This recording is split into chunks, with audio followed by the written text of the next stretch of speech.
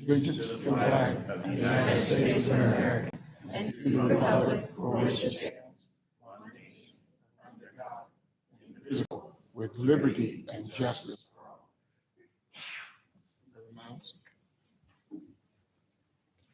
Thank you so much. As we bow our heads, my brethren and sisters, Almighty and everlasting God, whose providence has cared for us in all good ways, we come now before you that are mighty.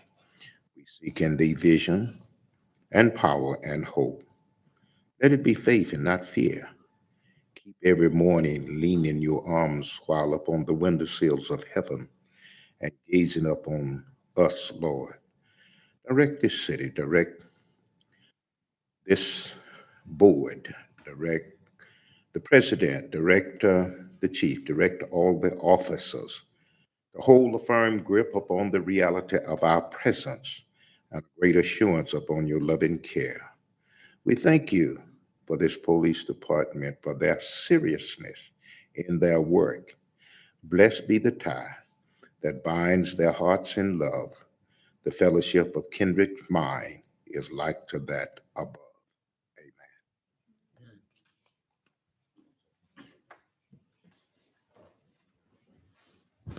Is the mayor on yet? He's not on yet. All right. The mayor's designee today is Councilwoman Raina Park Shaw.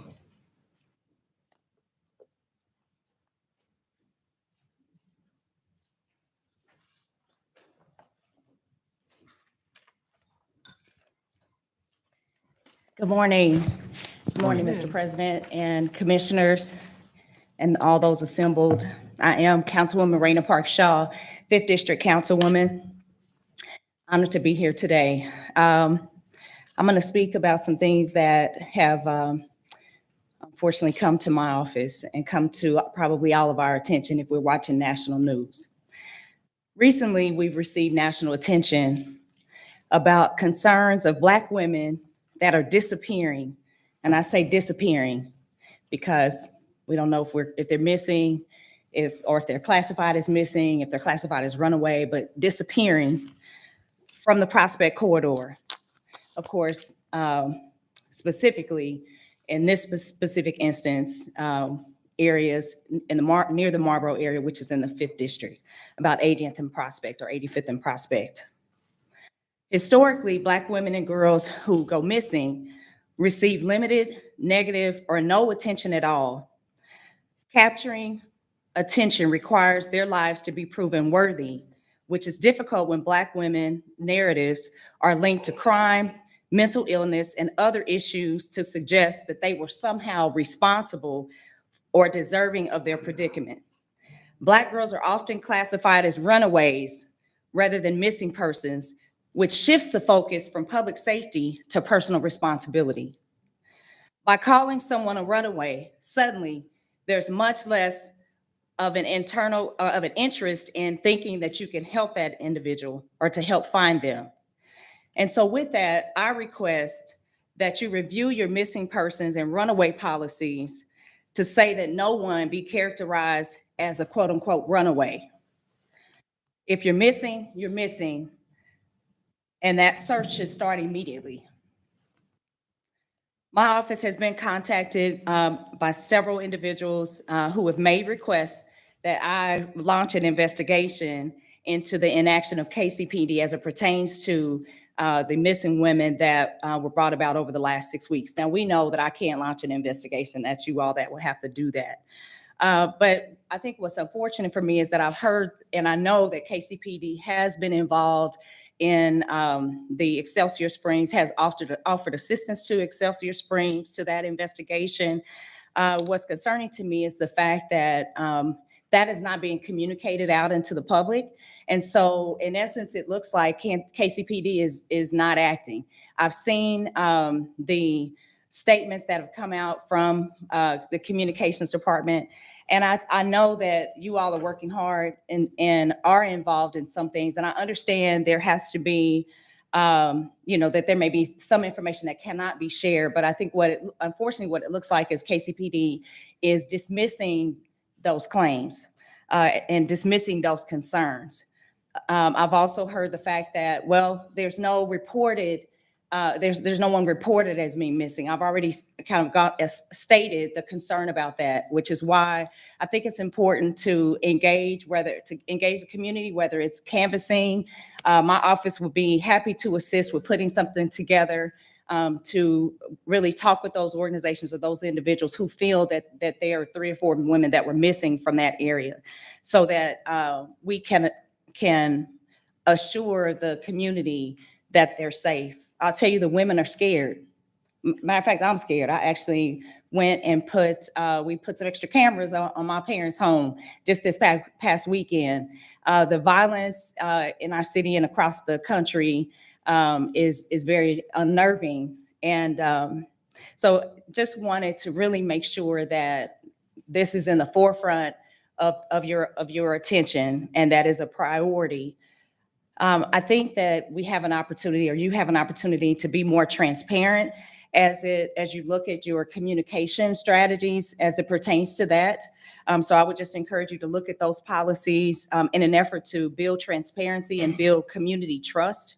As I stated, the women are scared.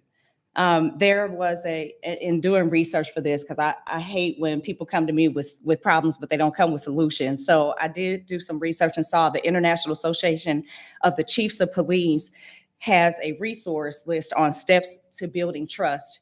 And the very first bullet point in this resource book, and I'll email it to you if you like, says communicate promptly and frequently during critical incidents. Use professional discretion to determine what constitutes law enforcement sensitive information.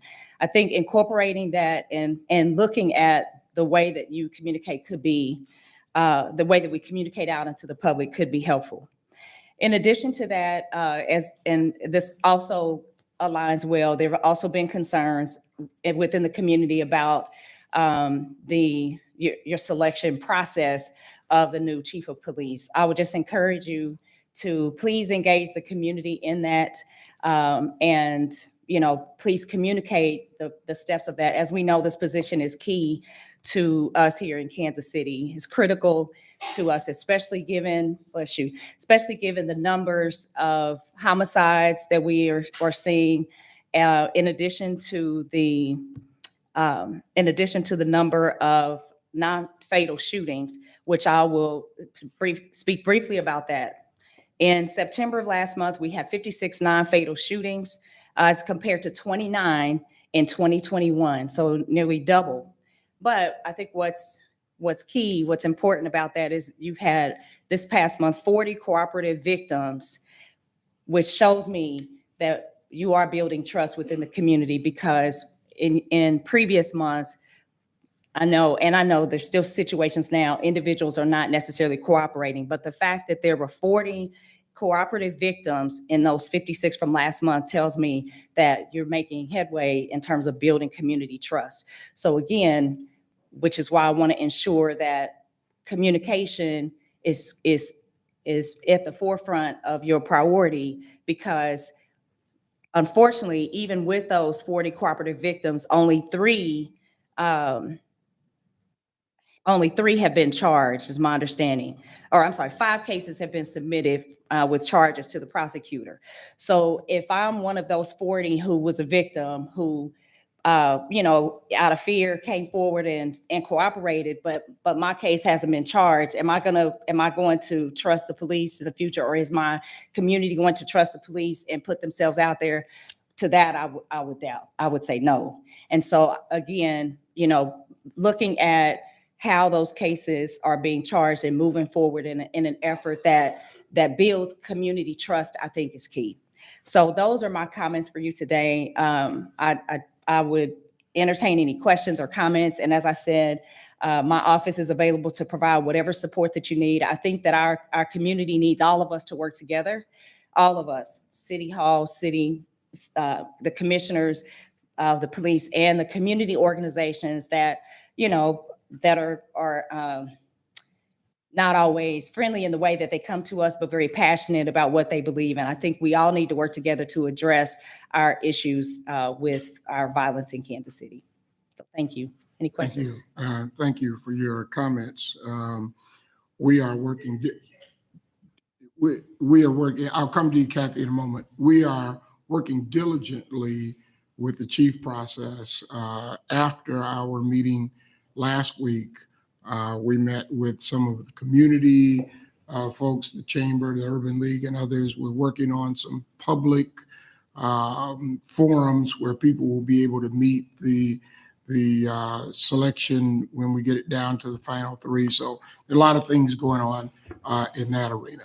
The chief will address later your concern about missing women. And then after our Lexipol solutions presentation, our crime reporting on homicides, non-fatal shootings, and other crimes, we talk about these openly every month, and in order to try to help people see that we're reaching out for help, as well as we're working as hard as we can to solve these homicides and different crimes. Kathy, you wanted to address? Great, thank you. All right, thank you. All right. Guest presentation by Lexipol Solutions. Good morning, Commissioners. While Mr. Sloan's coming up, just a little background. In May, we began looking for an innovative solution for policy management and training surrounding those policies. We found Lexipol. They're a company that have a very large footprint in public safety and local government in general. We have received a proposal from Lexipol, but since this board is the a proven authority for all of our policies and procedures, we wanted them to give a brief presentation to you this morning prior to us proceeding with the proposal. Good morning, Mayor, Honorable Board. Thank you for having me. I appreciate it. Chief, appreciate you and your command staff as well. Thanks for having me come up. I came into Kansas City yesterday from Dallas. I didn't realize you guys had weather like we do down there. You guys really do like it wet. So thanks for having me come up.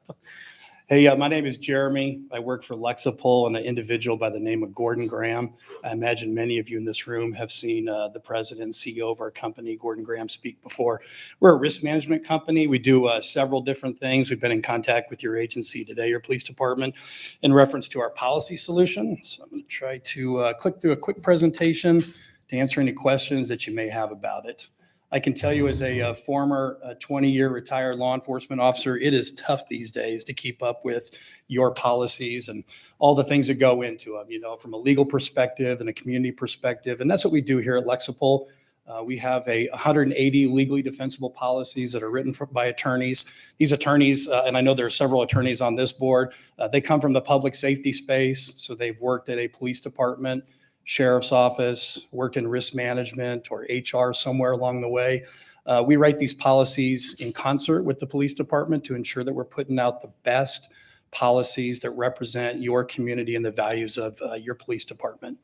Our attorneys, they look at about 15,000 pieces of legislation every year. That's a lot of work. They monitor case law. If it's any federal case law, if it's any state circuit court decisions that are made, our attorneys are tracking on hundreds and thousands of bills year over year by each state, watching those as they make their way through to the governor's office to get signed. And as those are going to affect your policy operations, we're pushing those updates to you. Really taking the brain damage out of the research that your department has to do when it comes to updating your policy manual, saving you critical time and money, essentially.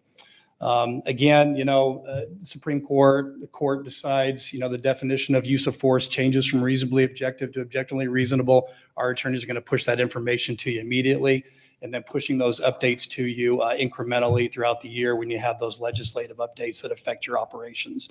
We are the largest provider of legally defensible, constitutionally defendable policies in the U.S. We've got more customers doing this with Lexipol than any other company out there.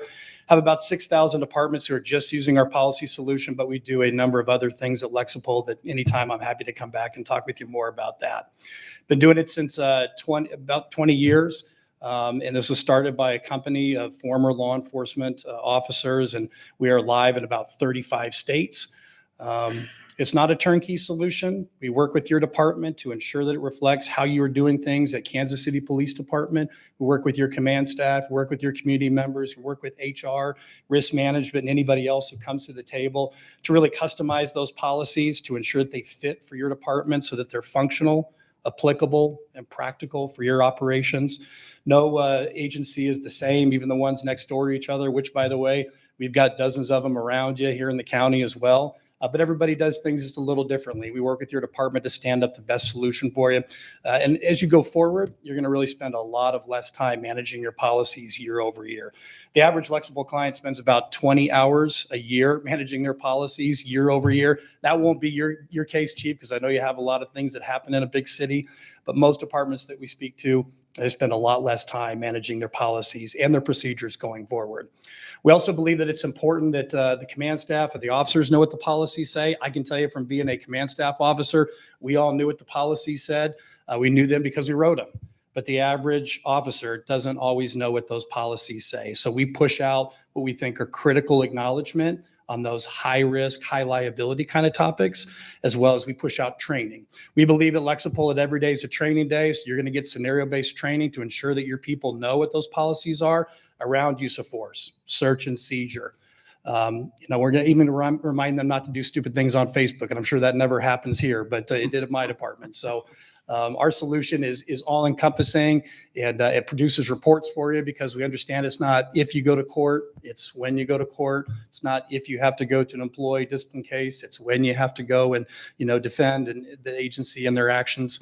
And I'll basically, entertain any questions that you have about it throughout the presentation. I'm going to try to make this quick because I know you have very important matters. If you do have anything, feel free to speak up. Just pause right there, see if there was any. Hey, listen, you're not like, you guys are like all the other larger departments that we do business with. I'm not telling you anything that you don't already know. When they come after you, when they file those lawsuits against you, and when you get those notices of intent to sue on Monday morning, it doesn't feel very good. These are the kind of things that, and I'm not, telling you anything you don't already know about what happens on Monday morning when something bad happens over the weekend. We get it. And we're the ones that trying to defend you and, trying to defend your operations through a good policy solution. And we get that, you're going to pay out a lot of claims. These are the kind of things that, any department can go through. Certainly the larger ones see a lot more of this. We can't make all these lawsuits go away, but from a risk management perspective, we're starting to see some of the zeros drop off these checks. Some of the car crashes go down, the on-the-job injuries go down, the internal lawsuits brought by internal stakeholders and employees against the city for sexual harassment and retaliation and things that you probably face, on a yearly basis. We're starting to see some of these things go down. Today, we work with over 80 insurance companies, risk management organizations in the space who provide insurance for, if you will, some smaller municipalities. Some of them are actually here in your state. We do business with them, hundreds of thousands of dollars, if you will. In some cases, they pay for this solution for hundreds of their smaller municipal departments because they don't have somebody who have dedicated resources to the department to writing policies. And then we also have the ones that are self-insured, like you, who probably have a reinsurance plan. And we are starting to knock some of these zeros off of these checks. Again, starting to see some of these car crashes go down, the on-the-job injuries go down, things of that nature. I will tell you that in my department, we actually saw a lot of our car crashes go down. We got a phone call one day from our insurance company, said, "What are you guys doing over there? You're not stacking up $55,000 a year cars." We started knowing what the policy said. We started acknowledging it. We started training to it. We're getting 6 or 7 daily training bulletins, 2 minutes, something any officer at your department can do. And it started to make an impact on our operations, reminding us not to drive so fast, reminding us not to chase cars that we didn't, really rise to the level of our threshold for our policy should say we could chase, and reminding us about good use of force techniques. And I know that in today's world with, all the scrutiny around defund the police and the scrutiny around use of force, these are the kind of things that we're looking at, trying to help the agency to prepare for when that moment comes, when you have to defend your actions. And we've been very successful at that. So much so that we have literally thousands of our customers post their policies online. One state actually requires it. We got about 700 departments that put all their policies online. You can find these readily open if you do an internet search. Our policies subscribe to and have for the longest time the President's Task Force on 21st Century Policing. We're also very familiar with the last two executive orders issued by the last two previous administrations in reference to making sure that we have good use of force policies, policies that address chokeholds, duty to report, duty to intercede, all those kind of high liability things. And taking into consideration, what your community feels is impactful, representing your community interests. We're going to really encourage you through that implementation process to have the voice of the community in here to talk about what kind of values they see for the department as well.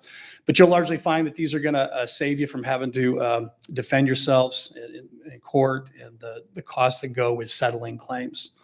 Let me just ask, are there any questions since I'm here? I'll make sure we answer everything for you. Yes, ma'am.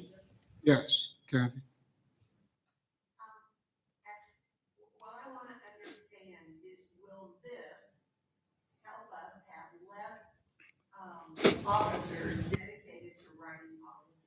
In other words, can we put them on the street or somewhere else where we can? Yeah, and that is a question that I'll never answer. I'll never really be able to answer, quite frankly, for a department without knowing the inner works of your department. Here's what I'll tell you: is you're going to be a lot prouder of the policy solution going forward. 95% of Lexipol customers who use this policy solution come back to us and they continue to use this. It's a mobile app. It's all cloud-based. Officers can literally look up their policies in the field. They can acknowledge policy. Something bad happens, they can literally go, what am I supposed to do now? But in terms of will it free up your people's time? Yes, it absolutely will. Will you be able to get rid of your policy unit, your research team? No. You're still going to want them to weigh in on policies that need to be customized for your department to make sure that they fit. And there is a bit of maintenance that goes on year over year. But the best part about it is they'll be managing the acknowledgements and the training. And there's a standing joke in the policy business. There's 2 times you actually open up your policy manual and you get to know it. And you guys probably know what this one is. The day you get hired, the day you're at the academy, and they make you read these policies. And what's the second one? The day you get in trouble and you screw something up, you violate a policy, and they name that one after you. So you're going to see that a lot less. Just to add to that, we do anticipate, Commissioner, right now the Research and Development Division is down, I believe, 6 to 7 people. We do anticipate that with this solution, if we go towards this solution, that we could reallocate the current open positions, that we could likely downsize that division at a point in time post-implementation of this. So it is, we would anticipate that we would be able to reallocate some of those resources as this was implemented. So Deputy Chief Luster, on average, how many man hours are we spending a year with writing policies and things? Just, I know that's. Yeah, I don't have an exact answer for you, Commissioner, but it's an entire division of personnel. So major, captains, sergeants, officers, non-sworn professional staff. So there's, by the time we research, develop, vet that policy and move to the approval process, it's a long process. One of the distinct advantages, the staff does a great job now, but if there is let's say a policy centered around the HR specific issue, our officers assigned to that division have to become an expert on whatever, HR issue that is before, just in the development of that process. It requires them to do a tremendous amount of research into whatever that may be. Let's just say, for an example, the Family Medical Leave Act. We have to have, people from our HR unit weigh in. The officer assigned to writing that policy has to do a tremendous amount of research. That goes away with Lexipol. They have those folks on staff that have already done that research. Here's all your federal law that's applicable. Here's all your state law that's applicable. Here's all your national best practices that we see at agencies. And so that saves a tremendous amount of time and what we feel is a lot of efficiency added into that process. So a long way of saying I don't have an exact number for you, but that's a tremendous amount of time and effort. And they do a great job with it. We just think this enhances the efficiency of it. Right now we're down. It's supposed to have 6 sworn officers and another 5, I believe. Don't quote me on that, but I think 5 non-sworn. Right now there is 2 officers and 3 non-sworn staff.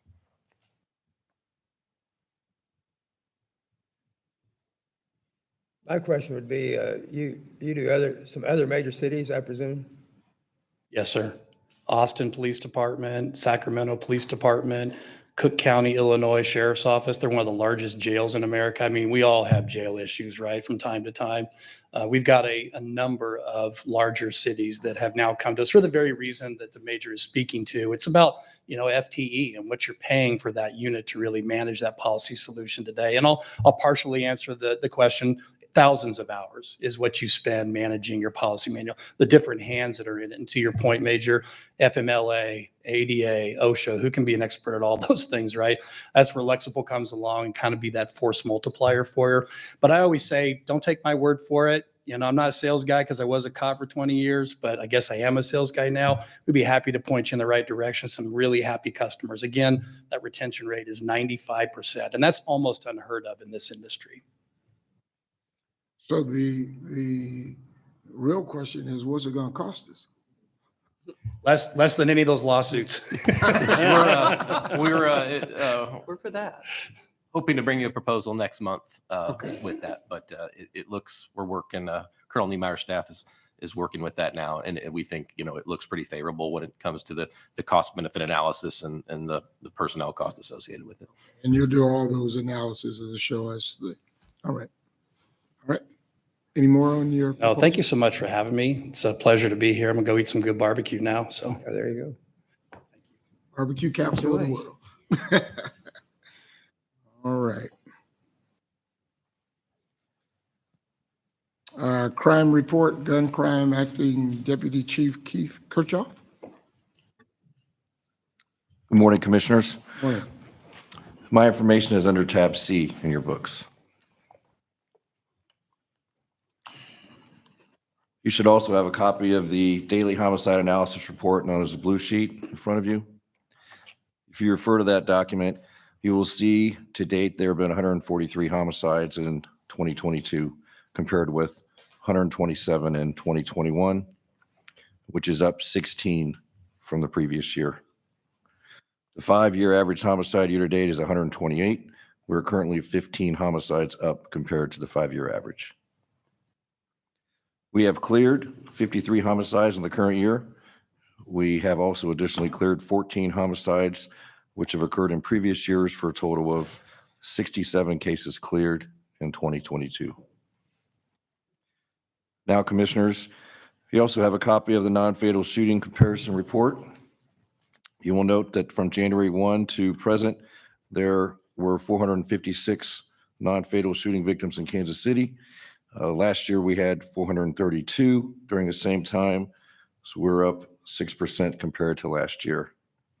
In September 2022, we had 56 non-fatal shooting victims compared to 29 in September of the previous year. As previously noted, that is a 90% increase for the month. Please direct your attention to the September 22 non-fatal shooting report listed under tab C, page 2. You will see on that report that of 56 non-fatal shooting victims in September, 40 were cooperative.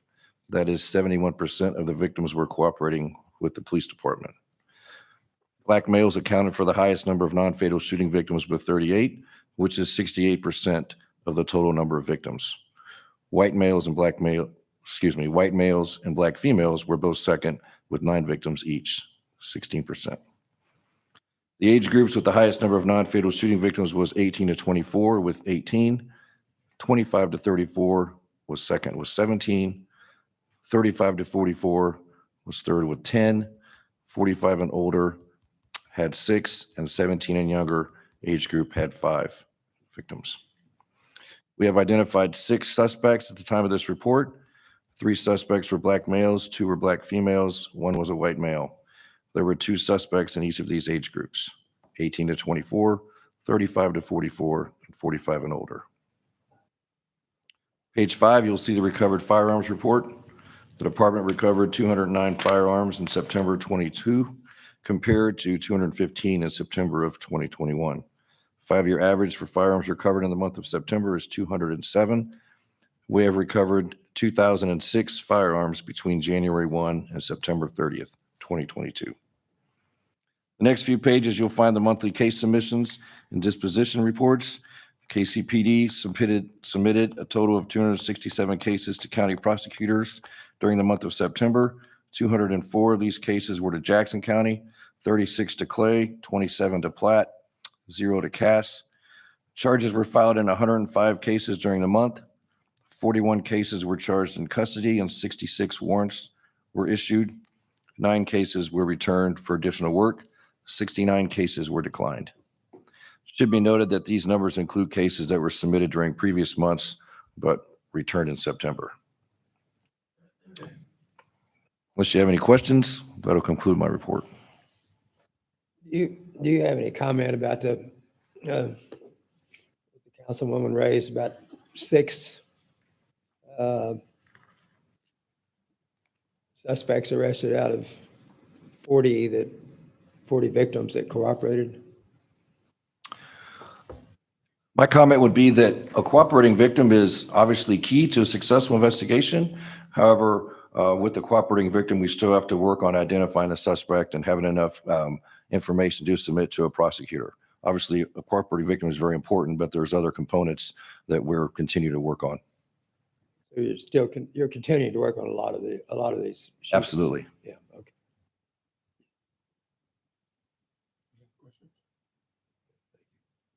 All right. Thank you. Thank you, Deputy Chief. Community Outreach, Deputy Chief Karen Troop. Good morning, sir. Major Stacy Gray's in for Colonel True this morning. She's not feeling well. First, we have social services. These are 3 of our members. We have Paige Lopez, Morgan Tinsley, and Brooke McQuiller. Good morning, everybody. Morning. I will be presenting today, and my name is Paige Lopez. The social service program started in 2016 with 1 social service specialist. In 2020, social service specialists were embedded in the Kansas City, Missouri Police Department. There are 6 social service specialists that are assigned to each patrol division plus a supervisor. The state of policing at this time has been changed to include social service elements.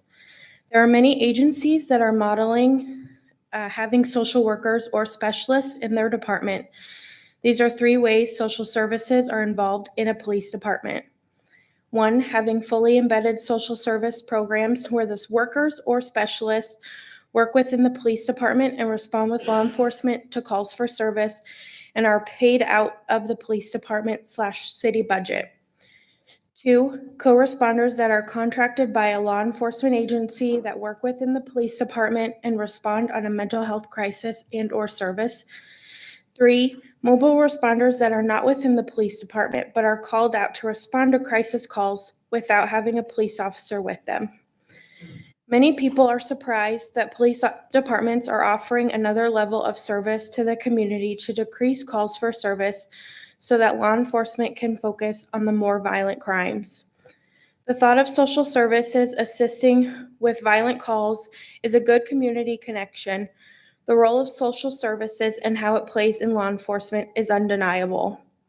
We receive referrals from police officers for issues relating to substance abuse, mental health, homelessness, housing issues, job assistance, transportation, youth services, domestic violence, nuisance properties, providing aid to the elderly and disabled citizens and victims of crimes. Offering social services is an alternative that has been a morale booster for the community to see the police department in a different light and build trust that they are seeking. This shows that officers are human and that they do care about the community's well-being and who they serve.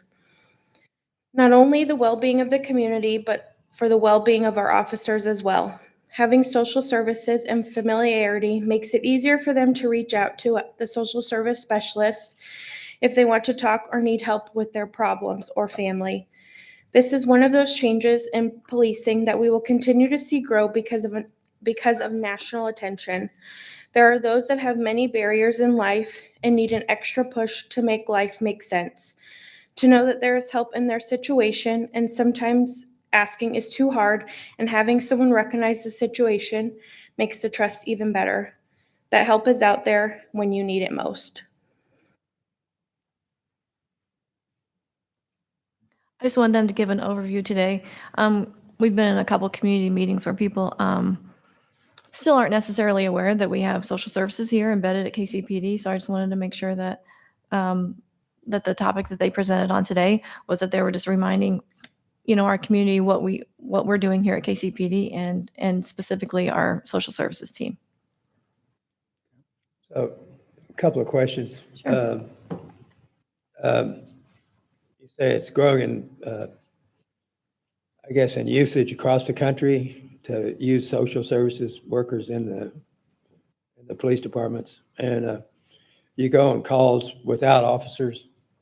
And if you weren't there, the officers would have to take those calls. Is that accurate, or? So we always respond with officers, but we do work in our offices as well where we can reach out to the community, whether that be a phone, email, or any form of other contact. And then we're able to go out with officers after we make that contact to assist in other ways if need be. Is there,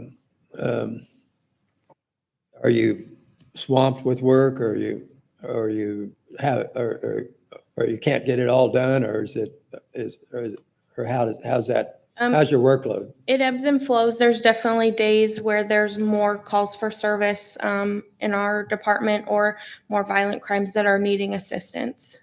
That you can't get to, you mean? Right. It's some we try to help as best as we can with the serious crimes, whether that be a death or homicide, and then we'll look at those first and kind of help where we can with those immediate needs.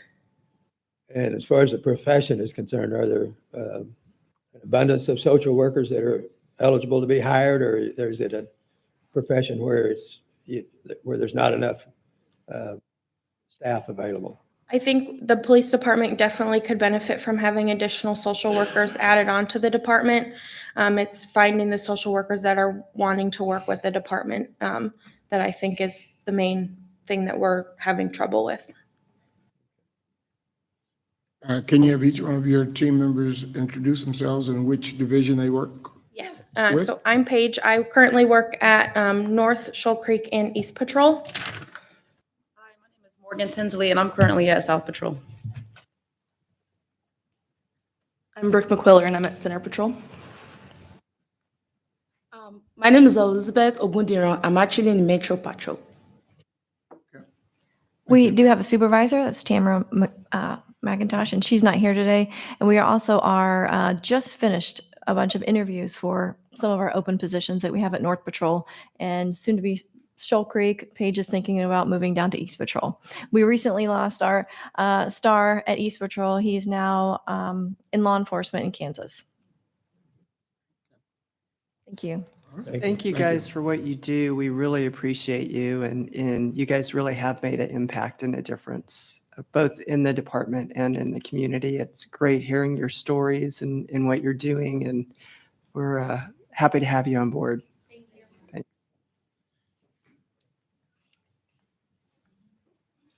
Next, we have Sean Hess from our crisis intervention team.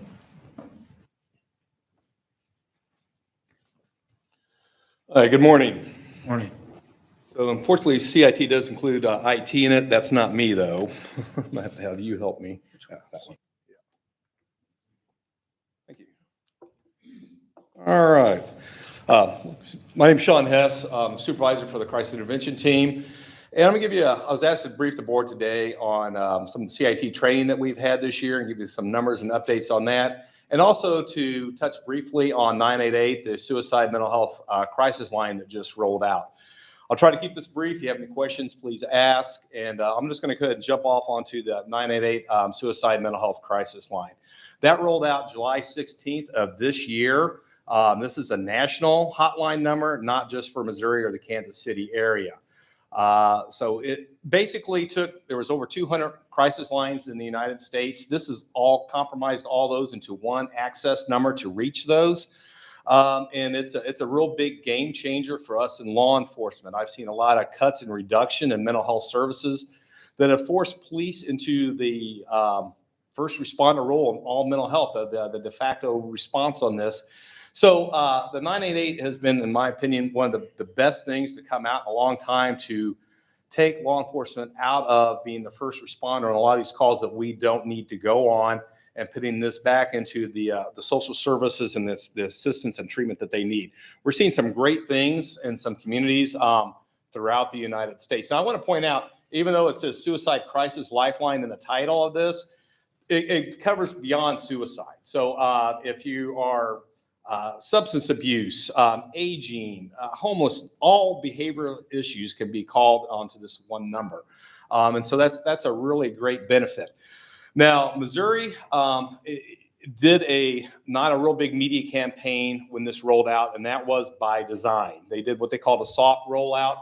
They wanted to make sure that the system was in place, that we had the people to answer the phones, and also the mobile crisis teams were ready to respond before they actually started pushing this information out. I was in a meeting last week, and we kind of got the thumbs up that this is now going to be pushed out in the next few weeks and months, and put out there within the news, with the media. The MoDOT boards, you're going to start seeing 988 on that. And I think I saw a couple of boards recently, billboards in the Kansas City area that had 988 on them. I just got a supply of material from DMH to give to officers on wallet cards and brochures. My officers are making roll calls now, disseminating that information out to the officers. I'm actually doing sergeants in-service training and giving them, the supervisors, the same information on 988. So you're going to start seeing a push on this and get it out into the media. And like I said, it's going to be really, I think, a potential for a game changer for us.